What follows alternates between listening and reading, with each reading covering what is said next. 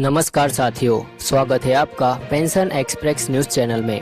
दोस्तों, आज का यह वीडियो देश के लाखों रक्षा पेंशनर्स, फैमिली पेंशनर्स और सरकारी कर्मचारियों के लिए बेहद महत्वपूर्ण होने वाला है, क्योंकि आज हम 3 ऐसी बड़ी जानकारियों पर चर्चा करेंगे जिसका संबंध आपकी पेंशन, एरियर्स और आर्थिक लाभ से है।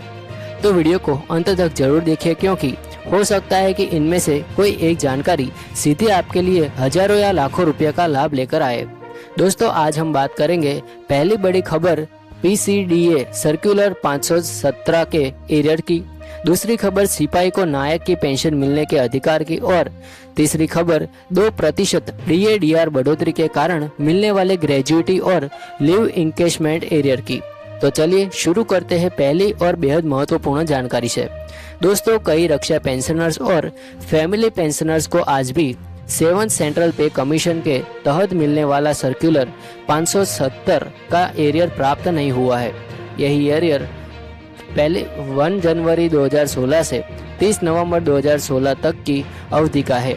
सरकार ने 31 अक्टूबर 2016 को सर्कुलर 517 जारी किया था, जिसके तहत प्री 2016 डिफेंस पेंशनर्स और फैमिली पेंशनर्स की पेंशन संशोधित की गई थी।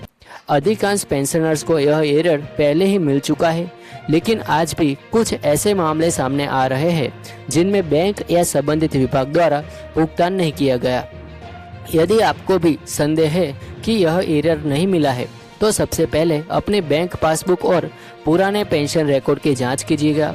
अगर एरियर नहीं मिला तो CBG RAMS पोर्टल पर शिकायत दर्ज की जा सकती है, जिस पोर्टल का नाम है CPG RAMS पोर्टल पर शिकायत दर्ज की जा सकती है। हाल ही में एक पेंशनर का मामला सामने आया, जहां विस्तृत गणना करने पर लगभग 22,000 रुपये से अधिक का एरर बन रहा था। शिकायत दर्ज होने के बाद संबंधित विभाग द्वारा कार्यवाही शुरू कर दी गई। इसलिए अगर आप प्री 2016 डिफेंस पेंशनर है तो एक बार अवश्य जांच करें कि सर्कुलर 570 का भुगतान आपको मिला है या नहीं। दोस्तों, कई बार जानकारी के अभाव में पेंशनर अपना वैध अधिकारों तक नहीं ले पाते। यही कारण है कि समय समय पर अपने PPO, बैंक रिकॉर्ड और पेंशन विवरण की जांच करते रहना बहुत जरूरी है। अब बढ़ते हैं दूसरे बड़ी खबर की ओर। यह खबर उन पेंशनर्स के लिए विशेष रूप से महत्वपूर्ण है जो सेना में सिपाही के पद पर सेवानिवृत्त हुए थे। हाल ही में एक पेंशनर का मामला सामने आया। वह वर्ष 2003 में सेवानिवृत्त हुए थे और उन्होंने वर्षों से सिपाही की पेंशन मिल रही थी, लेकिन जब उनके दस्तावेजों की जांच की गई तो पता चला कि वे ACP लाभ के पात्र थे, यानी उन्हें नायक के समकक्ष पेंशन मिलनी चाहिए थी। दोस्तों, बहुत से पेंशनर्स को यह जानकारी ही नहीं होती कि ACP और MACP के नियमों के कारण उनकी पेंशन उच्च रैंक के आधार पर निर्धारित हो सकती है। यदि किसी सैनिक की सेवा अवधि निर्धारित मानकों को पूरा करती है तो उसे अगले रैंक का लाभ मिल सकता है। उदाहरण के लिए, यदि किसी सिपाही ने 10 वर्ष से अधिक सेवा पूरी की है तो वह ACP के आधार पर नायक के लाभ का पात्र हो सकता है। इसी प्रकार कुछ मामलों में 20 वर्ष या उससे अधिक सेवा होने पर अगले रैंक का लाभ भी लागू हो सकता है। जिस पेंशनर का मामला सामने आया है, उनकी सेवा लगभग 16 वर्ष 10 महीने थी। उन्हें सिपाही की बजाय नायक की पेंशन मिलनी चाहिए थी।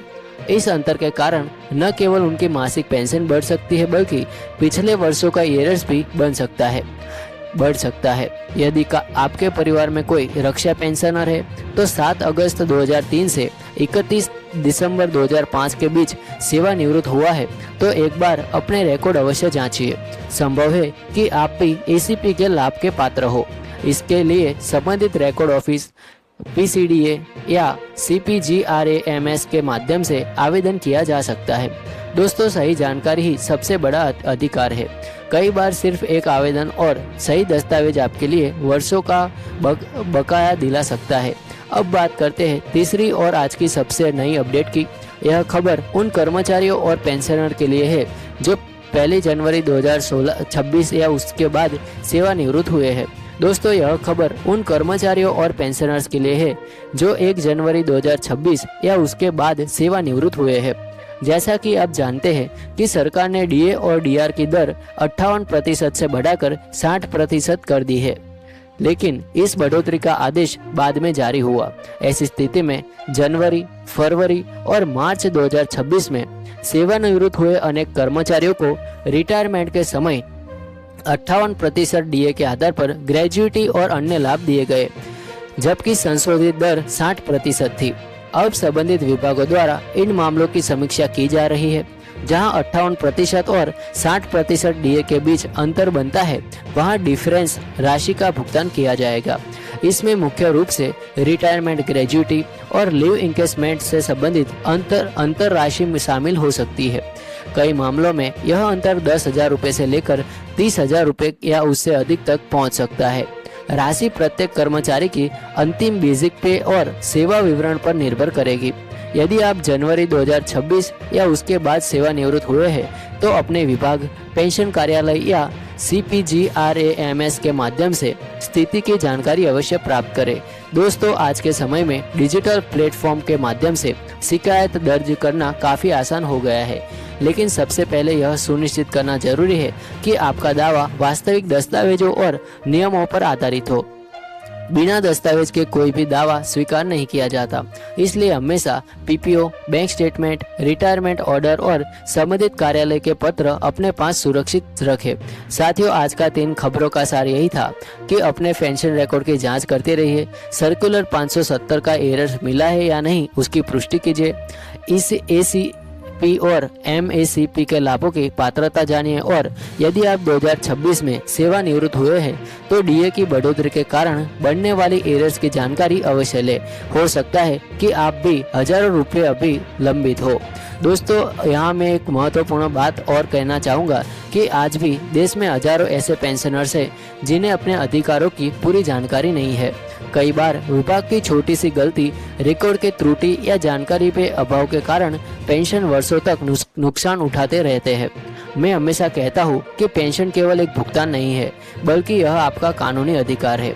आपने वर्षों तक सेवा की है, इसलिए रिटायरमेंट के बाद मिलने वाला हर लाभ आपका हक है। दोस्तों, पिछले कुछ वर्षों में हमने देखा है कि कई मामलों में पेंशनर्स को पुराने एरर्स, संशोधित पेंशन, फैमिली पेंशन और विभिन्न भत्तों का लाभ बाद में मिला है। इसका सबसे बड़ा कारण यह था कि उन्होंने समय रहते अपने दस्तावेजों की जांच नहीं की थी।